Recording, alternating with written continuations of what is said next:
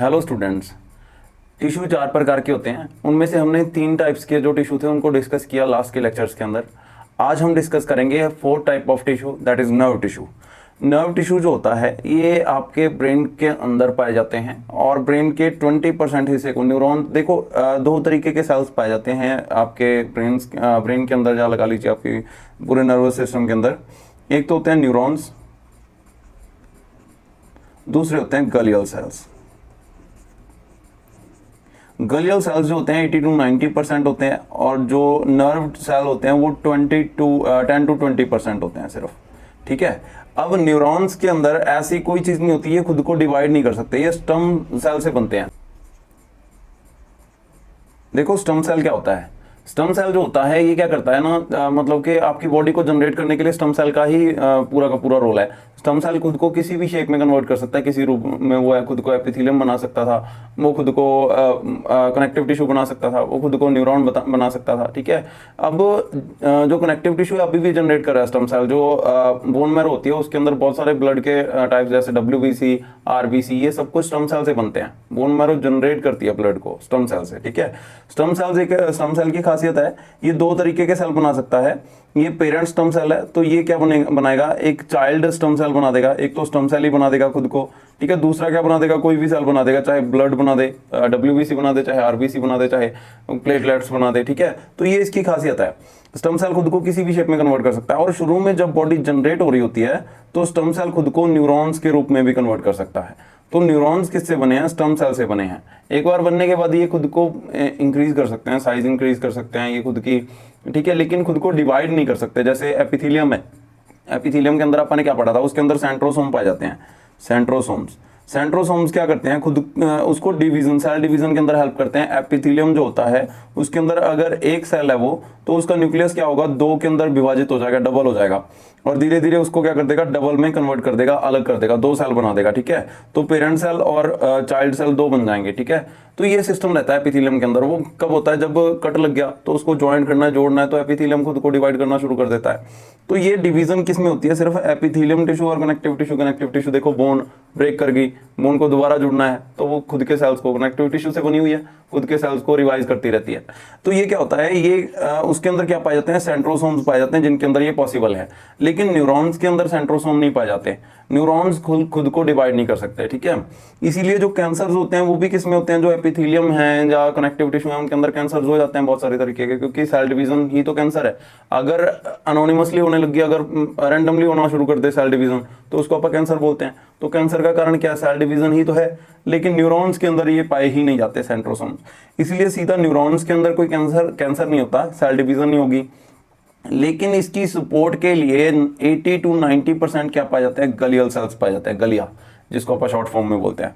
वो गलिया 80 to 90% होने के कारण, अब ये गलियल सेल्स हैं तो ये क्या करेंगे, खुद की डिवीजन, इनके पास सब कुछ है, ये खुद को डिवाइड कर सकते हैं। ठीक है, ये कुछ भी कर सकते हैं। तो गलियल सेल्स खुद को डिवाइड कर सकते हैं, इनके पास सेंट्रोसोम होता है।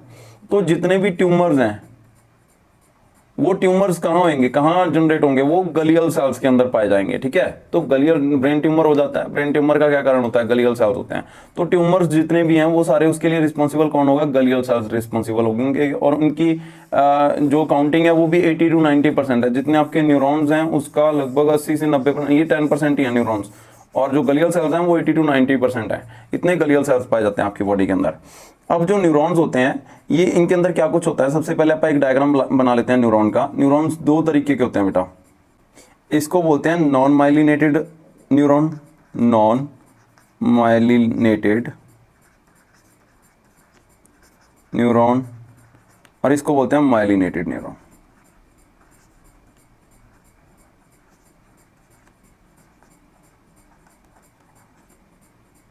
ये दो प्रकार के पाए जाते हैं। अब माइलिनेटेड न्यूरॉन्स कौन से होते हैं, ध्यान देना इस बात पे। माइलिनेटेड कैसे कहते हैं और नॉन माइलिनेटेड कैसे कहते हैं। अब यहाँ पे अगर आप ध्यान देंगे तो सबसे पहले आप इसका स्ट्रक्चर समझ लेते हैं कि न्यूरॉन्स का कौन सा होता है, स्ट्रक्चर क्या होता है। उसके बाद आप माइलिनेटेड और नॉन माइलिनेटेड का मैं आपको डिफरेंस समझाऊंगा। अब यहाँ पे ये जो इतनी बॉडी है, ये देखिए, ये सेल का सेंटर है, यहाँ पे सेल की सारी जो है प्रोसेस चलती है। यहाँ पे सेल के अंदर जितनी भी एनर्जी चाहिए, देखो न्यूरॉन्स के अंदर बहुत सारी एनर्जी चाहिए होती है, उसके लिए बहुत सारी एटीपी चाहिए होती है, उस एटीपी के लिए बहुत सारी ग्लूकोज और बहुत सारी चीजें ये एब्जॉर्ब करता रहता है। ब्रेन अगर आप सो भी रहे हो तब भी बहुत सारी एनर्जी आपकी वेस्ट हो रही है बॉडी की, वो किसके कारण हो रही है, वो न्यूरॉन्स को चलाने में हो रही है। ठीक है, तो यहाँ पे देखिए ये जो सेंटर वाला एरिया है इसके अंदर सब कुछ है, एंडोप्लाज्मिक रेटिकुलम है, माइटोकॉन्ड्रिया है, ठीक है, गोल्जी अपरेटस दे रखा है यहाँ पे, सब कुछ जो सेल के अंदर प्लाज्मा है, सब कुछ जो सेल के अंदर होता है वो सारी चीजें इसके अंदर अवेलेबल है, सिर्फ सेंट्रोसोम को छोड़ के, जैसा कि पहले अपन ने बात की थी। और लाइसोसोम भी नहीं पाए जाते। लाइसोसोम क्यों? क्योंकि सेल को खत्म करने के लिए लाइसोसोम रिस्पॉन्सिबल है, तो लाइसोसोम यहाँ पे नहीं होंगे और अदरवाइज सेल को डेड कर देंगे वो किसी ना किसी टाइम पर जाकर। और अगर आप बात करें तो सेंट्रोसोम सेल डिवीजन के लिए, तो सेल डिवीजन भी यहाँ पे नहीं हो रही, तो ये चीजें नहीं पाई जाती इसके अंदर। बाकी माइटोकॉन्ड्रियाज तो काउंटिंग में 1000 की काउंटिंग में हो सकते हैं, बहुत सारे माइटोकॉन्ड्रियाज हो सकते हैं इसके अंदर। ये सारी सेल का स्ट्रक्चर है, यहाँ पे सब कुछ पाया जाता है। और इसके बाद देखो यहाँ से क्या निकल रहा है बाहर, ये क्या है, ये जो इससे ब्रांचेस निकल रही हैं ये क्या है, ये होती हैं डेंड्राइट्स। ये डेंड्राइट्स क्या करती हैं, किसी ना किसी अदर सेल के जो अदर सेल से कनेक्शन बनाने का काम करती हैं। बेसिकली ये कनेक्शन है, वायर्स हैं ये जो सेल से बाहर निकल रही हैं।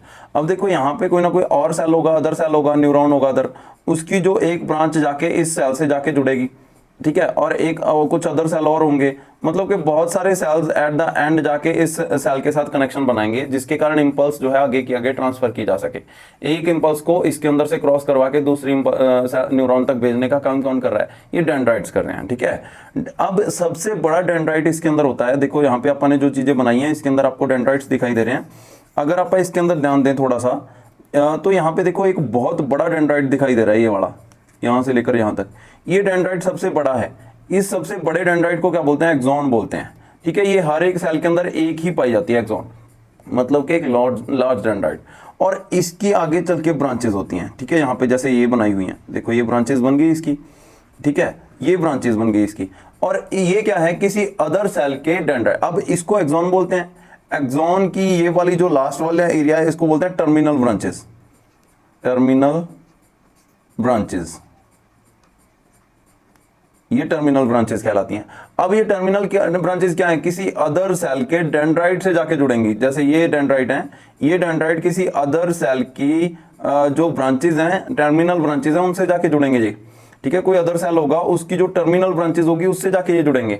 तो ऐसे वर्क होता है, सेल आगे के आगे जुड़ता जाता है। इसकी ये समझ लो कि एक्सॉन जो है वो मेन हिस्सा है उसमें से। अब ये सारे सिग्नल इधर से लेगा और इस तरफ ट्रांसफर करेगा, सिर्फ एक उसमें वो क्या होगी, एक्सॉन, और एक्सॉन से ट्रांसफर करवा के वो किसको देगा, आगे जो सेल आएगा, जिसके आगे बहुत सारे सेल होंगे, अलग अलग सेल होंगे, ठीक है, जिनसे जाके जुड़ेगा। हो सकता है सारे टर्मिनल से एक ही सेल से जुड़ जाए, हो सकता है बहुत सारे सेल से जुड़े, 3 4 5 10, ठीक है, ऐसे जितने भी सेल के साथ जुड़ेगा उनको ट्रांसफर कर देगा। बेसिकली सारे के सारे सिग्नल एक बार किस में से होते हुए जाएंगे, इस एक्सॉन में से होते हुए जाएंगे। तो एक्सॉन इसका मेन पार्ट हो गया। ठीक है, अब एक्सॉन जो है अपन ने पढ़ लिया कि ये जो बाहर ब्रांचेस निकली हुई हैं इनको क्या बोलते हैं, डेंड्राइट्स बोलते हैं, जो कि यहाँ पे लिखा हुआ है देखो डेंड्राइट, और डेंड्राइट की आगे जो ब्रांचेस निकलती हैं उनको बोलते हैं डेंड्राइट ब्रांचेस। अब यहाँ पे इनको जो टर्मिनल्स हैं, टर्मिनल ब्रांचेस या साइनेप्टिक टर्मिनल हैं जो एंड में रहते हैं। साइनेप्टिक मतलब कि ये डायरेक्टली टच में नहीं होते, कभी भी सीधा नहीं जुड़ते, सीधा जुड़ गए तो वो एक ही सेल बन जाएगा। तो इन दोनों के बीच में एक कनेक्शन होता है। ठीक है, वो कनेक्शन के बारे में अपन जब न्यूरोमस्कुलर जंक्शन के बारे में पढ़ेंगे तब इसके बारे में जिक्र करेंगे, मसल टिश्यू वाले में चैप्टर के अंदर। बेसिकली अब आप डायरेक्ट कनेक्शन नहीं है, जस्ट लिंक है, और उसके थ्रू जो है सिग्नल ट्रांसफर होते हैं। सिग्नल क्या है बेटा, एक इंपल्स है, इंपल्स जो कि एक न्यूरॉन से दूसरे न्यूरॉन को होती हुई किसी ना किसी मसल टिश्यू के पास जाती है एट द एंड। ठीक है, इंपल्स कहाँ जनरेट होती है, इंपल्स जनरेट होती है किसी ना किसी सेंसरी में, सेंसरी सिस्टम के अंदर, किसी ना किसी सेंस के अंदर। जैसे आईज ने कुछ देखा कि सामने से गाड़ी आ रही है, तो वहां से क्या हो गई, एक इंपल्स जनरेट हुई, वो इंपल्स यहां से जनरेट हुई। ठीक है, वो इंपल्स किसी ना किसी न्यूरॉन्स, बहुत सारे न्यूरॉन से होती हुई, देखो सेंसरी से सारे के सारे न्यूरॉन ही मिलेंगे उसको, ठीक है, न्यूरो सिस्टम के अंदर ही चलेगी वो। सेंसरी से वो इंपल्स होती हुई कहाँ चली जाएगी, किसी ना किसी मोटर नर्व के अंदर जाएगी। मोटर नर्व क्या करेगी, उसको ट्रांसफर करेगी,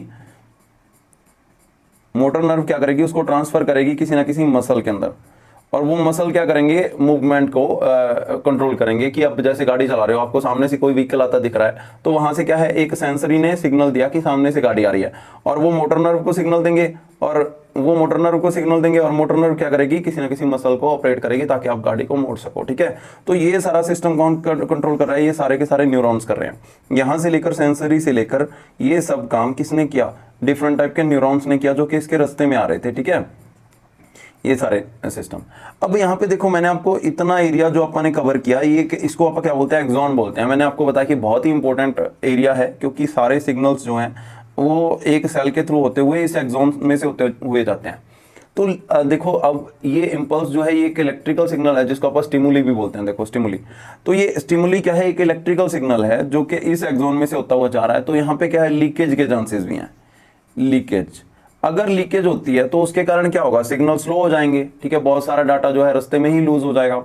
समझ रहे हो ना, जैसे इलेक्ट्रिकल सिग्नल होता है, वायर के थ्रू जा रहा होता है, अगर वायर में कोई लूज पॉइंट आ जाए, कहीं पे लीकेज हो जाए कहीं से, तो वो क्या होगा, सिग्नल पूरा नहीं पहुंच पाएगा सही तरीके से। जैसे टेलीफोन से आप बात कर रहे हो, कहीं से लीकेज हो रही है, तो क्या होगा, आवाज सही नहीं आएगी। ठीक है, तो यही चीज तो यहाँ पे हो रही है, सिग्नल एक तरफ से दूसरी तरफ की ओर जाने चाह रहे हैं, लेकिन रास्ते में लीकेज हो रही है। तो कुछ ऐसे न्यूरॉन्स होते हैं जिनको बहुत ज्यादा प्रोटेक्शन की जरूरत होती है, तो उनके ऊपर अब अगर किसी वायर के अंदर लीकेज हो रही है, तो उसको अपन क्या करेंगे, उसको कवर करने की कोशिश करेंगे पूरा। ठीक है, वायर को। तो यहाँ पे क्या है, एक कवर चढ़ा हुआ होता है, उसको बोलते हैं माइलिनेटेड शीथ। इसका नाम होता है माइलिनेटेड शीथ। अब इस माइलिनेटेड शीथ का क्या काम है, ये वही काम कर रही है जो एक वायर के ऊपर जो रबड़ काम करती है। वो क्या करती है, लीकेज रोकती है और करंट को स्पीड से क्रॉस करवाने में हेल्प करती है। अदरवाइज लीकेज होती रहेगी और करंट पहुंचेगा ही नहीं अगली बॉडी तक। ठीक है, तो यहाँ पे क्या है, ये देखो, यहाँ पे जो पहले वाली अगर आप बात करें, ये न्यूरॉन के अंदर एक्सॉन देखो, बहुत सिंपल एक्सॉन है, इसके ऊपर कुछ भी नहीं चढ़ा हुआ। ठीक है ना, इसके ऊपर कुछ नहीं चढ़ा हुआ, इट मींस यहाँ पे लीकेज हो सकती है। लेकिन अगर आप इसके ऊपर बात करें, तो इसके ऊपर बहुत सारे सेल्स आपको दिखाई दे रहे होंगे, ये चढ़े हुए हैं। ये सारे के सारे सेल कौन से हैं, इस पूरे सेल एक साथ इनको बोलते हैं माइलिनेटेड शीथ। और ये सेल किससे बने हुए हैं, गलियल सेल से। ये सारे के सारे गलियल सेल हैं। गलियल सेल के डिफरेंट टाइप होते हैं, उनमें से एक ये टाइप है जिससे ये एक्सॉन के ऊपर कवर बना है, कवरिंग बनी है। तो अब ये कवर क्या काम करेगा, जो सिग्नल आएंगे उनको डायरेक्टली इसके अंदर ही रहने देगा, दूसरी सेल के साथ इंटरलिंक नहीं होने देगा, सेल को इंपल्स को लीक नहीं होने देगा एक्सॉन के अंदर, क्योंकि सारे सिग्नल्स एक्सॉन में से होकर गुजर रहे हैं, तो बहुत इंपॉर्टेंट काम कर रहा है। ठीक है, बहुत सारे सेल मिलकर ये एक्सॉन के ऊपर लेयर बनाते हैं, इसलिए इसको बोलते हैं माइलिनेटेड न्यूरॉन। ठीक है, माइलिनेटेड मतलब कि जिसके ऊपर माइलिनेटेड शीट चढ़ी हुई है, उसको अपन माइलिनेटेड न्यूरॉन बोलेंगे। और ये दूसरे न्यूरॉन से अलग होगा क्योंकि इसके ऊपर शीट चढ़ी हुई है एक्सॉन के ऊपर। ठीक है, अब एक्सॉन अलग अलग सब चीजों के काम अपन ने पढ़ लिए कि क्या क्या काम करती हैं। आप इनके बारे में लिख भी सकते हैं, जैसे कि आप गलियल सेल्स के बारे में लिख सकते हो। गलियल सेल क्या करते हैं, प्रोटेक्शन का काम करते हैं। ठीक है, प्रोटेक्शन भी तो दे रहा है इसके ऊपर चढ़ के। ठीक है, और सपोर्ट कर रहा है सिग्नल्स को।